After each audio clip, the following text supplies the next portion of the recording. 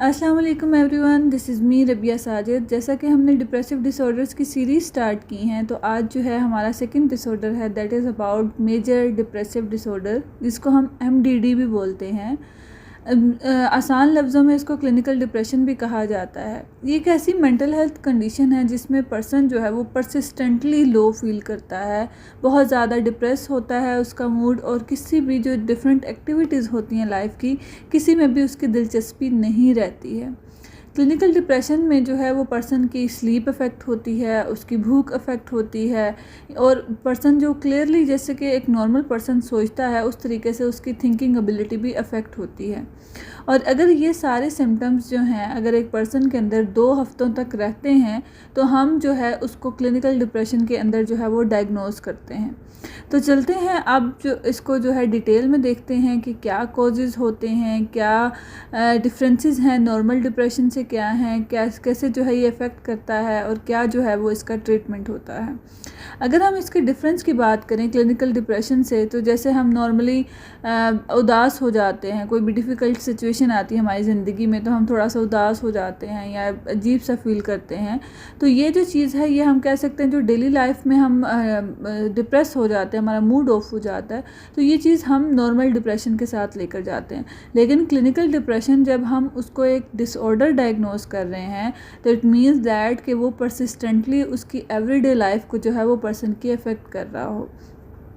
अब आगे अगर हम मूव करते हैं तो इसके सिम्टम्स क्या होते हैं। मेजर डिप्रेसिव डिसऑर्डर के साइंस एंड सिम्टम्स की बात करें तो नंबर 1 पे पर्सन जो है वो बहुत ज़्यादा सैड होता है, होपलेस होता है, बहुत खालीपन उसको महसूस होता है, किसी भी चीज़ में दिलचस्पी नहीं रहती है। जैसे पहले वो इन्जॉय करता था या करती थी, अब उस तरीके से वो इन्जॉय नहीं करता है।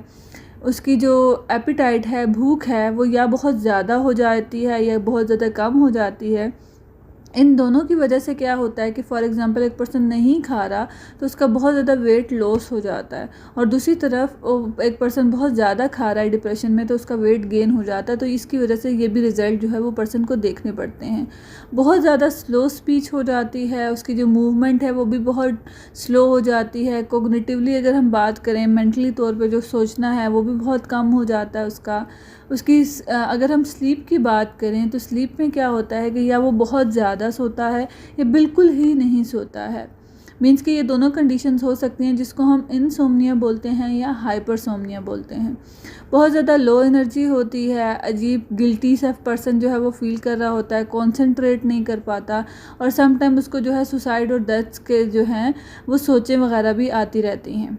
अब अगर हम ये बात करें कि सिम्टम्स हमारे सामने आ गए और पर्सन अगर 2 हफ्तों तक ये सिम्टम, इनमें से कोई भी सिम्टम 4-5 शो करता है, तो हम उसको इसमें डायग्नोज तो कर लेंगे, लेकिन इसके पीछे हमने कॉजेज़ को भी देखना है कि कौन से कॉजेज़ हैं ऐसे जो उसको लीड कर रहे हैं डिप्रेशन की तरफ। सबसे पहले अगर हम देखें पर्सन की ब्रेन केमिस्ट्री, फॉर एग्जांपल जो न्यूरोट्रांसमीटर्स हैं, न्यूरोट्रांसमीटर्स बहुत ज़्यादा हमारे जो मूड डिसऑर्डर्स हैं उसमें रोल प्ले करते हैं। अगर उसमें थोड़ा बहुत भी इम्बैलेंस हो जाए तो पर्सन की लाइफ बहुत ज़्यादा डिस्टर्ब हो जाती है। फॉर एग्जांपल अगर हम न्यूरोट्रांसमीटर की बात करें तो सेरोटोनिन, नोरेपिनेफ्रिन और डोपामिन जो है वो बहुत मेजर रोल प्ले करते हैं, और रिसर्चेस ने ये चीज़ वाज़े की है कि अगर इसमें इम्बैलेंस हो जाता है तो ये बहुत प्राइमरी इशू जो है वो क्रिएट करती है पर्सन की लाइफ में। इसके अलावा जेनेटिक हो सकता है कि पर्सन को जो है उसके पेरेंट्स को, उसके सिबलिंग्स को कोई डिप्रेशन हो तो वो चीज़ जो है वो पर्सन के अंदर आ सकती है। मीन्स कि एक फैमिली हिस्ट्री की कंडीशन हो सकती है।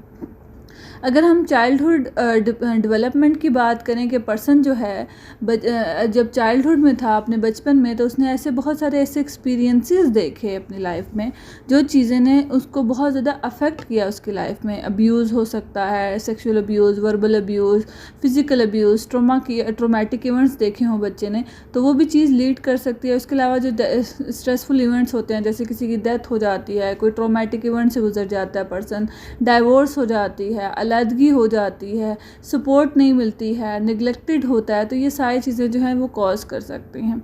अगर हम डिप्रेशन की बात करें तो फर्स्ट लाइन जो डिप्रेशन का ट्रीटमेंट होता है दैट इज़ अबाउट कि हम उनको जो है वो थेरेपीज़ के थ्रू ही ठीक करते हैं। लेकिन अगर हमें लग रहा है कि पेशेंट को जो है थेरेपी से ज़्यादा मेडिसिन की भी ज़रूरत है तो फिर हम मेडिकेशन की तरफ जाते हैं।